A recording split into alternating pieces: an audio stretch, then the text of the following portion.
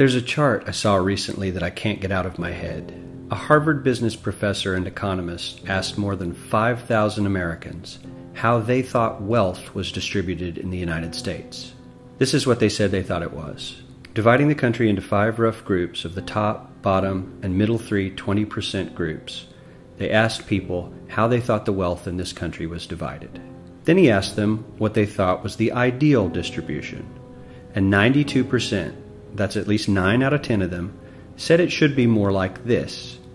In other words, more equitable than they think it is. Now that fact is telling, admittedly, the notion that most Americans know that the system is already skewed unfairly.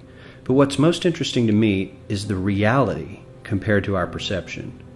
The ideal is as far removed from our perception of reality as the actual distribution is from what we think exists in this country. So ignore the ideal for a moment. Here's what we think it is again.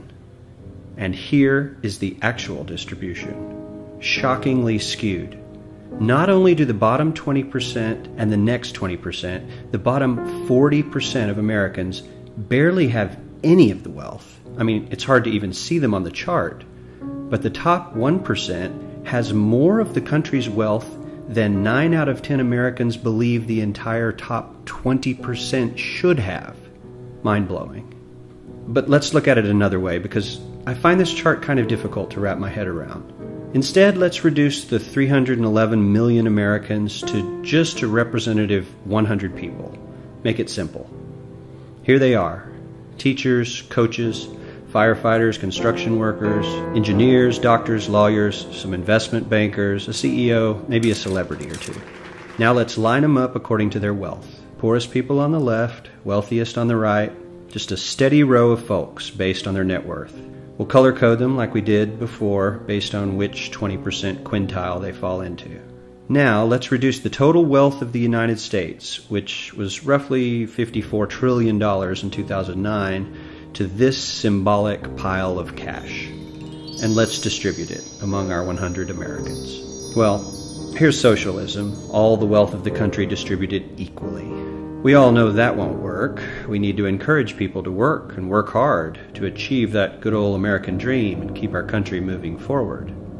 So, here's that ideal we asked everyone about. Something like this curve. This isn't too bad. We've got some incentive, as the wealthiest folks are now about 10 to 20 times better off than the poorest Americans. But hey, even the poor folks aren't actually poor, since the poverty line has stayed almost entirely off the chart.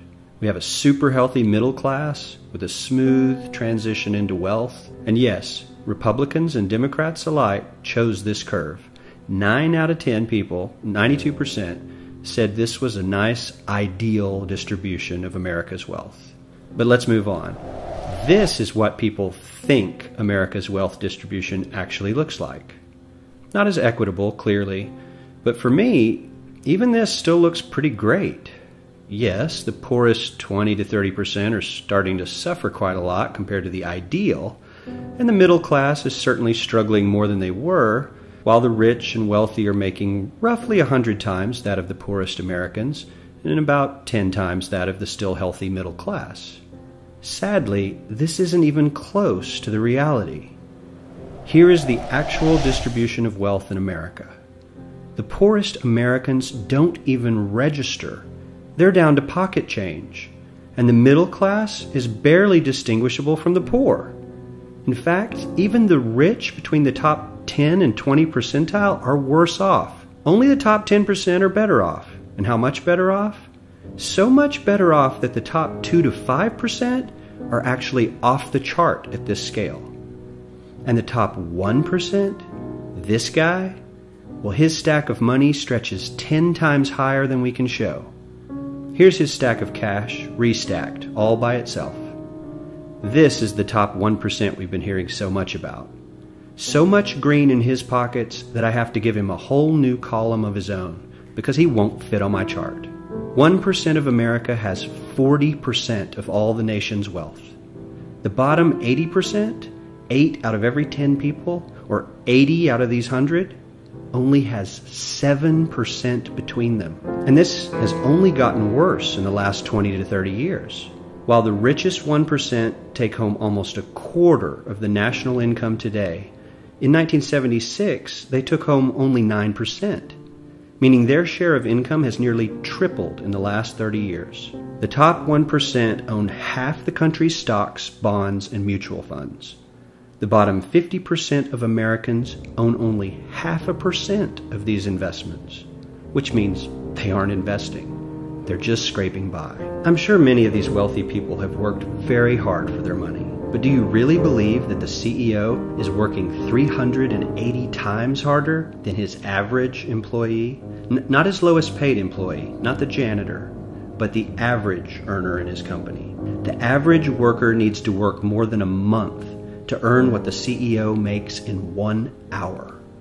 We certainly don't have to go all the way to socialism to find something that is fair for hardworking Americans. We don't even have to achieve what most of us consider might be ideal.